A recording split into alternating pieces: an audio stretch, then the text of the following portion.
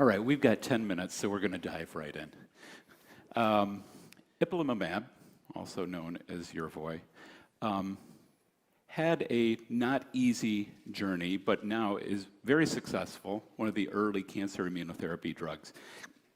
Talk a little bit about the key to winning FDA approval and maybe the support of an organization to getting a drug through that long process.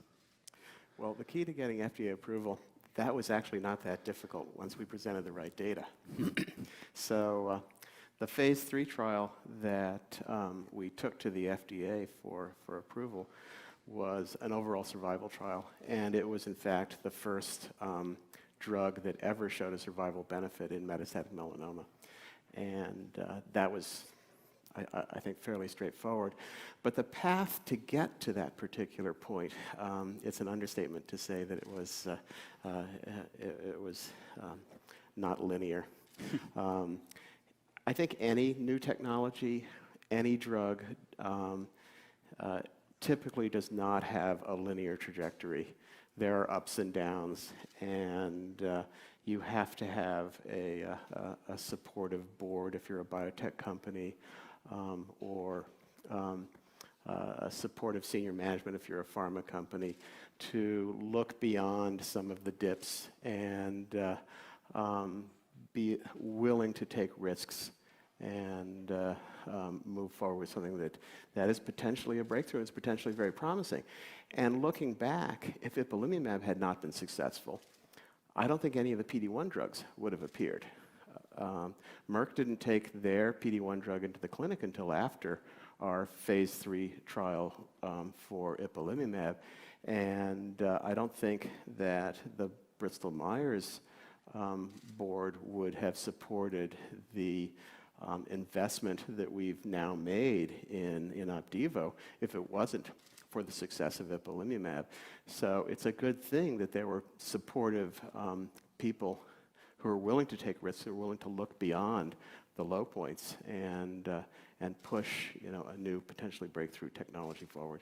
And this all started with a small company, Medarex, and you had the partnership with BMS, and then the acquisition by BMS. But I'd like to, during those years, way back when, people were telling me, especially during the Great Recession, we don't want the Bay Area to become the next Seattle. Apologies to anyone from Seattle. But where a larger company would come in, acquire the assets, move them to the East Coast or wherever. So this was around the time of Onyx as well. A lot of that talent shifts, but how does the Bay Area maintain the presence it has in the biotech industry when companies do see attractive companies here and buy them? How do they keep it here? Well, there's a lot of things to unwrap there. First of all, Bristol-Myers recognized the value in the Bay Area, and that's why they kept us in the Bay Area and let us, in fact, grow in the Bay Area. We've got a fairly large drug discovery site now. It's the largest drug discovery site for oncology for Bristol-Myers Squibb. But how does a biotech community react to these acquisitions? Sometimes they thrive. I mean, I think the example of 1986, I think it was, that Eli Lilly acquired Hybridtech in San Diego, and arguably that event sparked the proliferation of biotech companies in San Diego. People left Hybridtech and they went on to found other companies, and the investment that went into Hybridtech, the local investment, then got recouped from the acquisition by Lilly, and that encouraged more investment. So within a particular local environment, it depends on investors, it depends on talent, it depends on all of these things. It's a very complex landscape, and it's an ecosystem where every single piece of it needs to get fed. Mm-hmm. And talking of those pieces, one of the key pieces here is the academic infrastructure. I know BMS is involved with the UCSF immunoprofiler.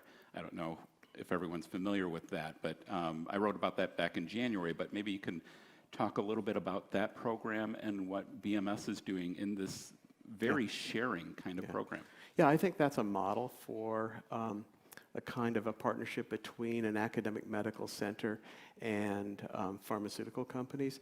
There are things that you can only do within an academic medical centers where you're close to the patients, you're close to patient samples, and a number of pharmaceutical companies, not just Bristol-Myers Squibb, invested in this. It's an information sharing program.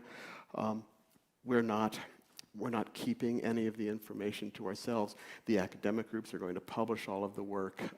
It's, I think, a perfect partnership that is required in a new field like immunotherapy, where we don't have very many answers yet. We're just beginning to sort of uncover the basic science, and so we all need to sort of pool our resources and talent to understand this new landscape. And maybe if you can expand on that a little bit more. This program is looking more at how the immune system responds to drugs and other therapy than just, a certain type of cancer. If you can dive a little deeper on that. Well, you mentioned a certain type of cancer.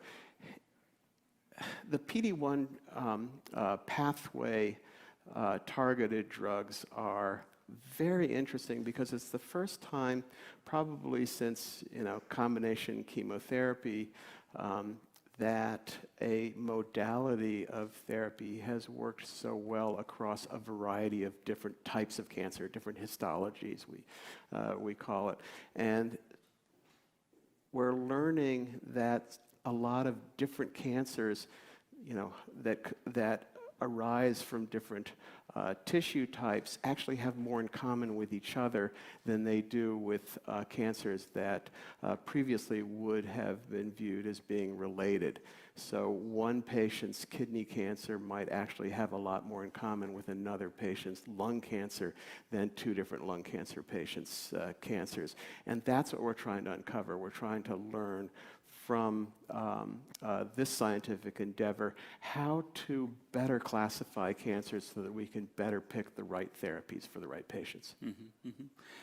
So some of your partners there, AbbVie, Amgen, anybody else? I'm sure that we're missing a bunch.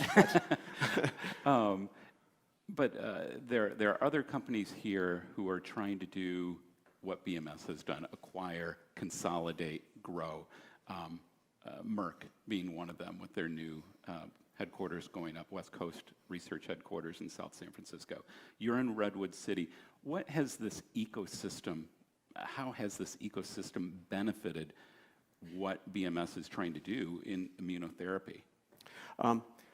Well, the partnership with UCSF and various collaborations that we have with Stanford, UCSF, Berkeley over the years, that's one example. Probably the most important is just the ability to recruit talented scientists. We are getting fantastic young scientists from these academic institutions around the Bay Area, and that's what's key to a good research organization, is good people. And rather than recruiting them from elsewhere, I mean, people come to the Bay Area and they go, a $17 piece of toast, really? So having that talent already here, Stanford, Berkeley, UCSF. That's key. That's absolutely key. But I wouldn't be here if it wasn't for the larger ecosystem. So when we started up the first biotech company that I was involved in 1989, one of our investors was Kleiner Perkins. Kleiner Perkins wanted us to be local so that they could, keep an eye on us. And so we set up shop here in the Bay Area. That company was then bought by Medarex, an East Coast company, which was then bought by Bristol-Myers Squibb. But it's that access to investor capital, access to talent, access to healthcare institutions, all of that together makes up the landscape, I think. Great. Well, we have 10 seconds left. I just want to take the time to thank you and thank the Atlantic for hosting the event. Thank you.